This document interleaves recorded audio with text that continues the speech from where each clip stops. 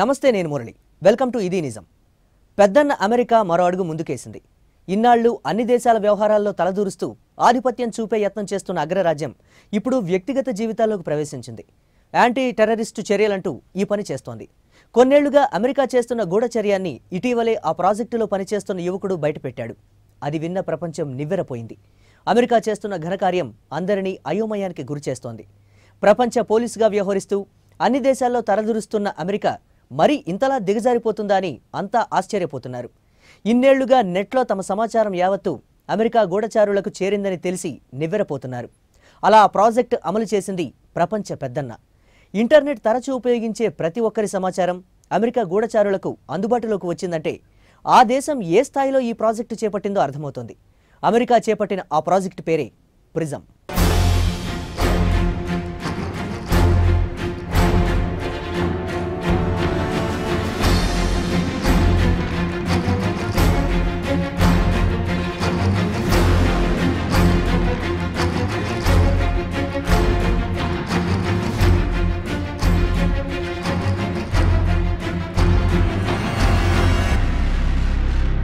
ఎవరైనా ఈమెయిల్స్ ఎందుకు చేస్తారు? తాము విషయం చెప్పదలుచుకున్న వ్యక్తి మాత్రమే ఆ సమాచారం చూసేందుకే మెయిల్స్ ఉపయోగిస్తారు. అలాగే చాటింగ్ కూడా ముఖాముఖి కాకుండా ఇంటర్నెట్ సిస్టమ్ ద్వారా సంభాషించుకుంటారు. అది పూర్తి ప్రైవసీగా ఉంటుంది.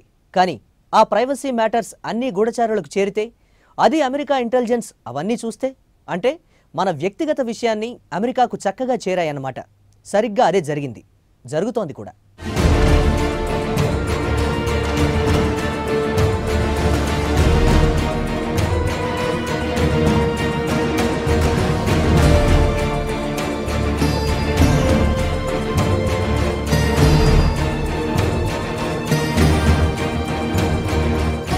ఇలా మీరు రెగ్యులర్ గా ఇంటర్నెట్ వినియోగిస్తున్నారా? మిత్రులు బంధువులకు మెయిల్స్ చేస్తున్నారా? తరచూ చాట్ చేస్తున్నారా? ట్విట్టర్, ఫేస్బుక్ లో కామెంట్స్ చేస్తున్నారా? మీ సన్నిహితులతో వ్యూస్ షేర్ చేసుకుంటూ కామెంట్స్ రాస్తున్నారా? అయితే ఇవన్నీ చక్కగా అమెరికాకు చేరిపోయాయి. అమెరికా భద్రతా సంస్థ NSA సభ్యులు వీటన్నింటినీ చూస్తున్నారు, సమీక్షిస్తున్నారు, చర్చించుకుంటున్నారు.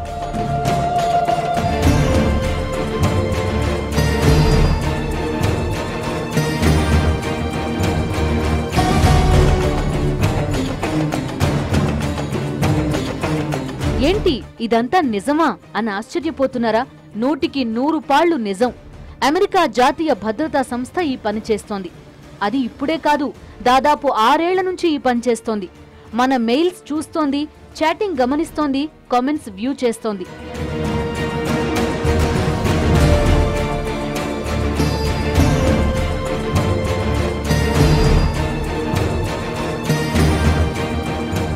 (2007) నుంచి ప్రపంచ పెద్దన్న అమెరికా ఇలా తన నిఘా కొనసాగిస్తోంది. అందుకే ఆ దేశం చేపట్టిన ప్రాజెక్ట్ పేరే ప్రిజం. అదే planning tool for resource integration synchronisation management. అత్యంత రహస్య ఎలక్ట్రానిక్ నిఘా కార్యక్రమం ఇది. అధికారికంగా ఈ ప్రాజెక్టు పేరు US 984XN.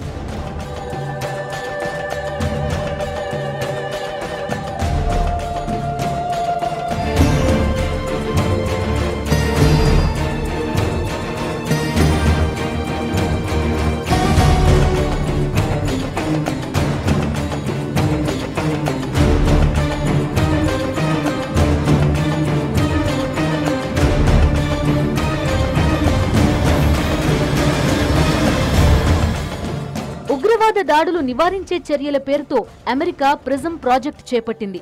తమ దేశీయుల సంభాషణలు, మెయిల్స్, చాటింగ్ తో పాటు తమ వారితో ఇతరుల ఇంటరాక్షన్ పై దృష్టి పెట్టిన అమెరికా మరో అడుగు ముందుకేసింది. ప్రపంచంలో అత్యధికంగా వినియోగంలో ఉన్న గూగుల్, యాహూ, ఫేస్బుక్ తో పాటు ట్విట్టర్ ని తమ పరిధిలోకి తెచ్చింది. వాటిని వినియోగిస్తూ మెయిల్స్ పంపేవారిపైన, చాట్ చేసేవారిపైన దృష్టి పెట్టింది. అన్నింటినీ చూస్తోంది. 6 ఏళ్లుగా నిరాటంకంగా ఈ గూఢచర్యం కొనసాగుతోంది.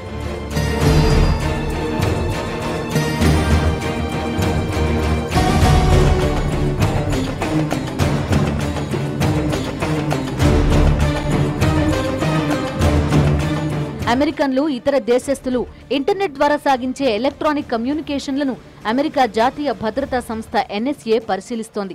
ఆ ప్రాజెక్టులో పనిచేసే ఎడ్వర్డ్ స్నోడెన్ అనే యువకుడు ఇటీవలే ఈ విషయాన్ని బయటపెట్టడంతో ప్రపంచమంతా నివ్వెరపోయింది. ఈ విషయం అమెరికాతో సహా మిగతా దేశాల్లోనూ ప్రకంపనలు సృష్టిస్తోంది.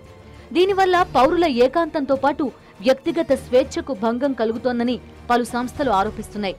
దేశ భద్రత కోసం చట్ట ప్రకారమే ఈ ప్రాజెక్టు చేపట్టామని అమెరికా అధ్యక్షుడు ఒబామా ఎంతగా సమర్థించుకున్నా ఇతర దేశాల్లో స్వేచ్ఛ హక్కుల కోసం ఎప్పుడూ మాట్లాడే అమెరికా ఇలా చేయడమేంటని అంతా ప్రశ్నిస్తున్నారు. సైబర్ దాడుల ద్వారా ఆయుధ సమాచారాన్ని సేకరిస్తోందని చైనాపై గుడ్లురిమే అమెరికానే ఇలా చేయడంతో తాను తక్కువేం తినలేదని మరోసారి రుజువైంది.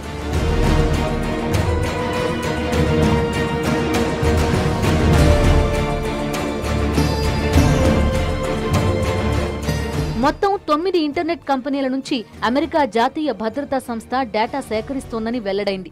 వినియోగదారుల ఏకాంతాన్ని, వ్యక్తిగత సమాచారాన్ని పరిరక్షించడమే తమ ధ్యేయమని పదే పదే చెప్పే మైక్రోసాఫ్ట్ సంస్థ అందరికన్నా ముందే 2007లో ప్రిజం ప్రాజెక్టులో చేరింది.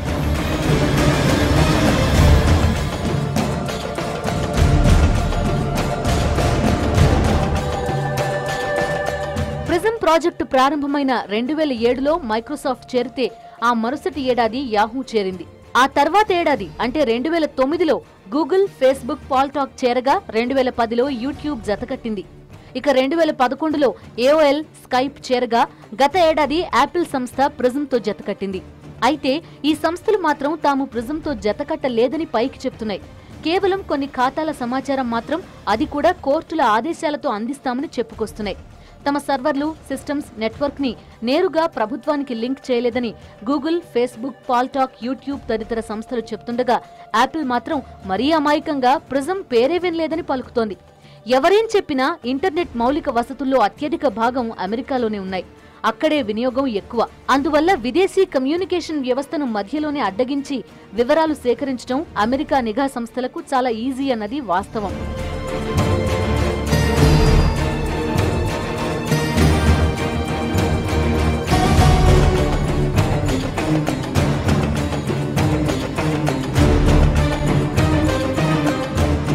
అసలు ప్రిజం ప్రాజెక్టు ద్వారా అమెరికా ఏమేం చేస్తోంది? తమ దేశంలో ఉగ్రవాద కార్యకలాపాలు నిరోధించడం కోసమే ఈ నిఘా వ్యవస్థ అని చెప్పినా వాస్తవంగా ఏం జరుగుతోంది? ప్రిజం ప్రాజెక్టులో ఏం జరుగుతోంది? అమెరికా జాతీయ భద్రతా సంస్థ NSA ఈ ప్రాజెక్టులో ఎలా పనిచేస్తోంది? అధికారికంగా పేరు పెట్టుకున్న US 984XN ప్రాజెక్టు ద్వారా అమెరికా ఇంటర్నెట్ కార్యకలాపాలపై నిఘా పెడుతోంది. నెట్ ద్వారా సాగే లైవ్ కమ్యూనికేషన్స్ తో పాటు స్టోర్ అయిన సమాచారాన్ని విశ్లేషిస్తున్నారు. దీని కింద email, video, voice chat, photos, voice over, IP సంభాషణలు, ఫైల్ ట్రాన్స్ఫర్లు, లాగిన్ నోటిఫికేషన్స్ తో పాటు సోషల్ నెట్వర్కింగ్ వివరాలు పొందే వీలు కలుగుతోంది. అమెరికా ఈ ప్రాజెక్ట్ ని 2007 డిసెంబర్లో మొదలుపెట్టింది. సెప్టెంబర్ 11 దాడుల తర్వాత అప్పటి ప్రభుత్వం ఉగ్రవాద నిరోధక కార్యక్రమంలో దీన్ని చేర్చింది. విదేశీ గూఢచర్య నిఘా కోర్టు అనుమతి లేకపోయినా ప్రిజం ప్రాజెక్టుకు అనుమతించారు. ఆ తర్వాత FISA చట్టాన్ని సవరించారు. దాని ప్రకారం కమ్యూనికేషన్స్ సాగిస్తున్న పార్టీల్లో ఒకరు అమెరికా వెలుపల ఉంటే ఎలాంటి వారెంట్ లేకుండా అమెరికా పౌరుల ఫోన్, ఈమెయిల్, ఇతర కమ్యూనికేషన్స్ ని పర్యవేక్షించే అధికారం నిఘా సంస్థలకుంటుంది.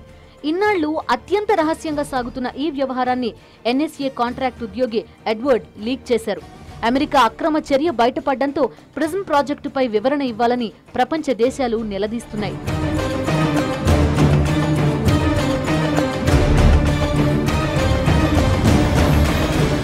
తమ వ్యవహారం బయటపడడంతో ఉక్కిరిబిక్కిరవుతున్న అమెరికా దాన్ని సమర్థించుకునే ప్రయత్నం చేస్తోంది. దీనిపై స్పందించిన national intelligence director James clapper తన వాదాన్ని వినిపించారు. జాతీయ భద్రతలో భాగంగానే తాము 6 ఏళ్లుగా గూగుల్, ఫేస్బుక్ వంటి ఇంటర్నెట్ సంస్థల ద్వారా అమెరికా వెలుపల ఉన్నవారి డేటా సేకరిస్తున్నామని చెప్పుకొచ్చారు.